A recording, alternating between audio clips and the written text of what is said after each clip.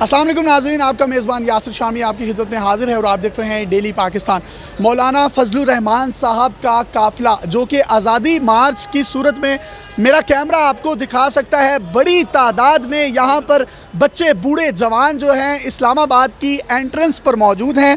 اگر میرا کیمرہ آپ کو دکھا سکے تو یہ ہے وہ ٹول پلازا جہاں سے آپ جو ہیں ٹیکس پے کرتے ہیں اور ٹیکس پے کر کے جو آپ سڑک یوز کرتے ہیں آگے جاتے ہیں۔ یہ ٹول پلازا کے تمام جتنے بھی آفیسز ہیں ان کو تالے لگ چکے ہیں، تالے بند ہیں۔ جتنے بھی گاڑیاں ہیں، جتنے بھی ٹرک ہیں یا دھرنے میں یا ان کے آزادی مارچ میں جتنے بھی لوگ ہیں جو یہاں سے گزریں گے، ان سے ٹول ٹیکس کون لے گا؟ یہ ایک سوالیہ نشان ہے۔ مراد سعید صاحب وفاقی وزیر ہیں اس کے، کیا انہوں نے کوئی خصوصی طور پر انسٹرکشنز پاس کی تھی نیچے والے عملے کو کہ ٹول ٹیکس کے تمام آفیسز کو بند کر دیا جائے گا؟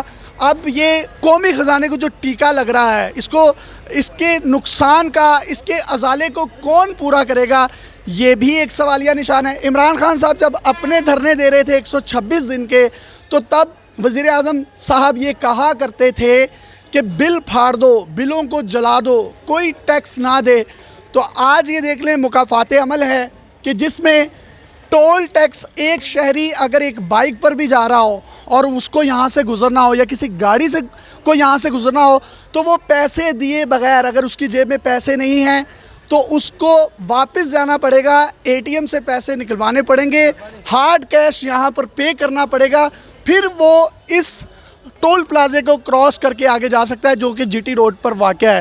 تو مراد سعید صاحب یا عمران خان کی حکومت یہ بتا سکتی ہے کہ یہاں پر تمام آفیسز بند ہیں جبکہ پیچھے بھی کہیں پر ٹول ٹیکس جو ہے وہ ادا نہیں کیا گیا۔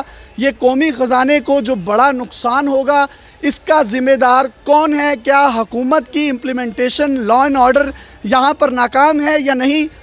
مولانا صاحب بھی اب جو ہیں اسلام آباد کی طرف رواں دواں ہیں اور جو خصوصی طور پر انتظامات کیے گئے اس سے لگ رہا ہے کہ آزادی مارچ دھرنے میں کنورٹ ہوگا۔ کیا مولانا صاحب استعفیٰ لینے میں کامیاب ہوں گے؟ کابینہ کو ہٹانے میں کامیاب ہوں گے؟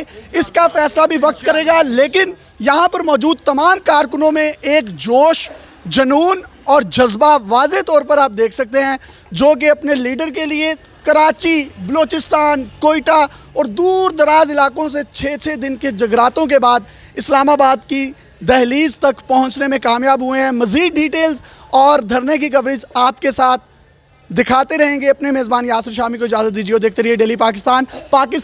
اللہ حافظ۔